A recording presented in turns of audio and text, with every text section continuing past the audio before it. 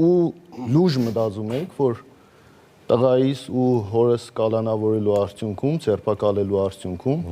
ձեզ զգալու եք որպես հբարտ գյումրեցի ու դուք համարում եք, որ սա լավ պայքար էր, սա ճիշտ պայքար էր։ Ամբողջ քարոզարշավի ընթացքում բոլոր նորմերն ու կանոնները պահել են։ Հարգանքը, վերաբերմունքը։ Պարոն Գրիգորյան, կներեք վերջ։ Հետո ռեպլիկի հնարավորություն կունենաք։ Լսեք պատասխանը։ Ժամանակին հետ է։ Պիտի ավարտեն, որ կարողանա պատասխանել։ Ժամանակն է ավարտվել։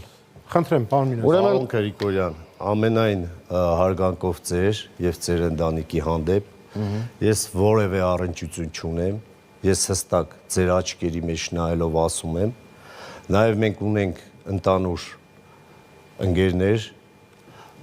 մենք վաղ ընտրություններից հետո իրար աչքերի մեջ